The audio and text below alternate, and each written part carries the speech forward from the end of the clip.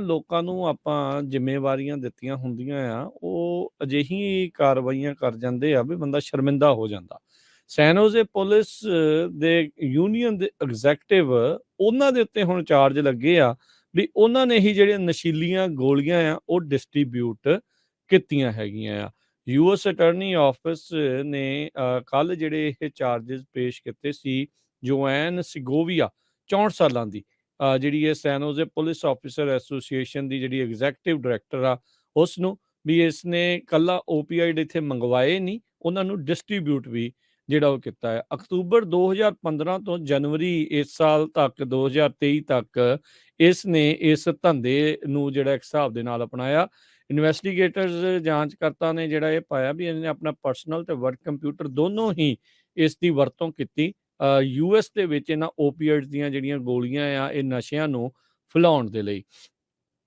ਹਾਲ ਦੀ ਘੜੀ ਇਸ ਦਾ ਕੋਈ ਲਾਇਰ ਲਿਸਟ ਜਿਹੜਾ ਉਹ ਨਹੀਂ ਕੀਤਾ ਹੈਗਾ ਇਸ ਨੂੰ ਕਿਉਂਕਿ ਇਹ ਐਗਜ਼ੈਕਟਿਵ ਪੋਜੀਸ਼ਨ ਤੇ ਸੀਗੀ, ਹੁਣ ਇਸ ਨੂੰ ਪੇਡ ਲੀਵ ਦੇ ਉੱਤੇ ਘੱਲ ਦਿੱਤਾ ਗਿਆ ਹੈਗਾ ਆ। ਸੋ ਹਾਂਗਕਾਂਗ, ਹੰਗਰੀ, ਇੰਡੀਆ, ਸਿੰਗਾਪੁਰ ਤੋਂ ਇਸ ਨੇ ਸਮਗਲਿੰਗ ਕਰਕੇ ਜਿਹੜੇ ਓਪੀਆਈਡਸ ਆ ਉਹ ਅਮਰੀਕਾ ਦੇ ਵਿੱਚ ਲਿਆਂਦੇ ਤੇ ਉਸ ਤੋਂ ਬਾਅਦ ਦੇ ਵਿੱਚ ਇਸ ਨੇ ਇਹਨਾਂ ਨੂੰ ਮੁਲਕ ਭਰ ਦੇ ਵਿੱਚ ਵੰਡਿਆ। Wedding party favours, makeup, chocolate, sweets ਇਸ ਦੀ ਆੜ ਦੇ ਵਿੱਚ ਇਹ ਨਸ਼ੀਲੀਆਂ ਜਿਹੜੀਆਂ ਡਰੱਗਸ ਆ ਸਮਗਲਿੰਗ ਆ ਉਹ ਕਰਦੀ ਰਹੀ ਆ।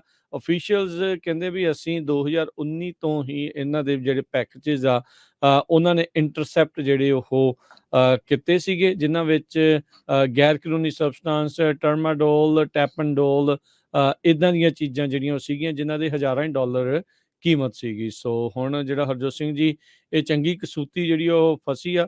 ਸੈਂਟਾ ਕਲਾਰਾ ਦੀ ਇੱਕ ਟਾਈਮ ਦੇ ਉੱਤੇ ਪਹਿਲਾਂ ਜਿਹੜਾ ਆਈ ਥਿੰਕ ਸ਼ੈਰਿਫ ਡਿਪਾਰਟਮੈਂਟ ਦੇ ਵਿੱਚੋਂ ਵੀ ਜੀ ਡਾਲਰ ਲੈ ਕੇ ਤੇ ਕੰਸੀਲ ਕੈਰੀ ਜਿਹੜੇ ਪਰਮਿਟ ਜਿਹੜੇ ਉਹ ਦੇਣ ਦਾ ਮਾਮਲਾ ਜਿਹੜਾ ਉਹ ਰਿਸ਼ਵਤਖੋਰੀ ਦਾ ਜਿਹੜਾ ਉਹ ਵੀ ਉਦੋਂ ਸਾਹਮਣੇ ਆਇਆ ਸੀ। ਤੇ ਹੁਣ ਜਿਹੜੇ ਪੁਲਿਸ ਆਫਿਸਰ ਐਸੋਸੀਏਸ਼ਨ ਦੀ ਯੂਨੀਅਨ ਦੇ ਐਗਜ਼ੈਕਟਿਵ ਡਾਇਰੈਕਟਰ ਉਸ ਦੇ ਉੱਤੇ ਇਹ ਜਿਹੜੇ ਹੁਣ ਚਾਰजेस ਲੱਗੇ ਆ। ਹੋਮਲੈਂਡ ਸਿਕਿਉਰਿਟੀ ਇਨਵੈਸਟੀਗੇਟ ਕਰ ਰਹੀ ਸੀ ਪੂਰਾ ਨੈਟਵਰਕ ਜੋ ਕਿ ਇਹ ਕੰਟਰੋਲ ਸਬਸਟੈਂਸਿਸ ਨੂੰ ਸ਼ਿਪ ਕਰ ਰਿਹਾ ਸੀ ਬਾਹਰਲੇ ਮੁਲਕਾਂ ਤੋਂ ਸੈਨ ਫਰਾਂਸਿਸਕੋ ਬੇ ਏਰੀਏ ਦੇ ਵਿੱਚ। ਤੇ ਜਿਸ ਤਰ੍ਹਾਂ ਤੁਸੀਂ ਦੱਸਿਆ ਹੀ ਆ ਵੀ ਜਿਹੜੇ ਬੈਗ ਹੁੰਦੇ ਸੀ ਜਿਨ੍ਹਾਂ ਦੇ ਵਿੱਚ ਫੈਂਟਲਿਨ ਡਰੱਗ ਦੀਆਂ ਗੋਲੀਆਂ ਹੁੰਦੀਆਂ ਸੀਗੀਆਂ, ਉਹਨਾਂ ਦੇ ਉੱਤੇ ਬੜੇ ਲੇਬਲ ਲਾਇਆ ਹੁੰਦਾ ਸੀ ਵੀ ਇਹ ਗਿਫਟ ਮੇਕਅਪ ਆ, ਚਾਕਲੇਟਸ ਐਂਡ ਸਵੀਟਸ ਆ, ਵੈਡਿੰਗ ਪਾਰਟੀ ਵਗੈਰਾ ਹੈਗੀ ਆ।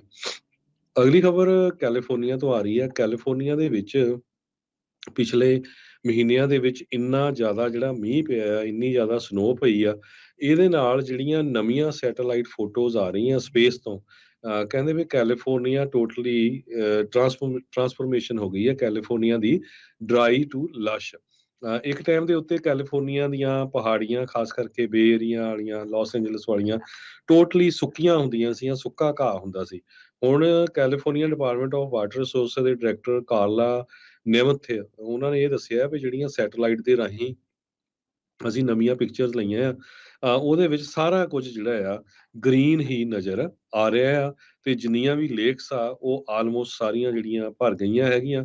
ਬਹੁਤ ਸਾਰੇ ਜਿਹੜੇ ਸਟਰੀਮਸ ਆ ਉਹ ਵੀ ਫੁੱਲ ਜਾ ਰਹੀਆਂ, ਕਈ ਜਗ੍ਹਾ ਦੇ ਉੱਤੇ ਫਲੱਡਿੰਗ ਵੀ ਹੋ ਰਹੀ ਹੈਗੀ ਆ।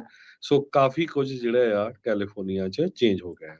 ਜੀ 233% ਅਬਵ ਐਵਰੇਜ ਜਿਹੜੀ ਸਟੇਟ ਵਾਈਡ ਐਵਰੇਜ ਤੋਂ ਜਿਹੜੀਆਂ ਇਸ ਟਾਈਮ ਸਿਆਰਾ ਨਵਾਡਾ ਦਾ ਸਨੋ ਪੈਕ ਦੱਸਿਆ ਜਾ ਰਿਹਾ ਹੈ। ਪਰਸੋਂ ਨੂੰ 1 ਅਪ੍ਰੈਲ ਨੂੰ ਇਹਨਾਂ ਨੇ ਅਧਿਕਾਰਤ ਤੌਰ ਦੇ ਉੱਤੇ ਜਿਹੜੀ ਉਹਨਾਂ ਨੇ ਰੀਡਿੰਗਸ ਜਿਹੜੀਆਂ ਲੈਣੀਆਂ ਆ ਵੀ ਸਨੋ ਪੈਕ ਕਿੰਨੇ ਫੁੱਟ ਦਾ ਜਿਹੜਾ ਉਹ ਹੈਗਾ, ਕਿੰਨੇ ਇੰਚ ਦਾ ਹੈਗਾ ਤੇ ਵਾਟਰ ਕੰਟੈਂਟ ਉਸ ਦੇ ਵਿੱਚ ਕਿੰਨਾ ਰਹੇਗਾ। ਸੋ ਇਹ ਸ਼ਾਨਦਾਰ ਜਿਹੜੀ ਗੱਲ ਆਉਣ ਵਾਲੀਆਂ ਜਿਹੜੀਆਂ ਗਰਮੀਆਂ ਦੇ ਲਈ ਹੋ ਸਕਦੀ ਆ, ਪਰ ਬਸ਼ਰਤੇ ਵੀ ਪਾਣੀ ਨੂੰ ਵੀ ਜਿਹੜਾ ਨਾਲ ਦੇ ਨਾਲ ਜਿਹੜਾ ਪਿਘਲ ਕੇ ਆਉਣਾ ਹੈ ਬਾਅਦ 'ਚ ਇਸ ਨੂੰ ਬਚਾਇਆ ਜਾ ਸਕੇ।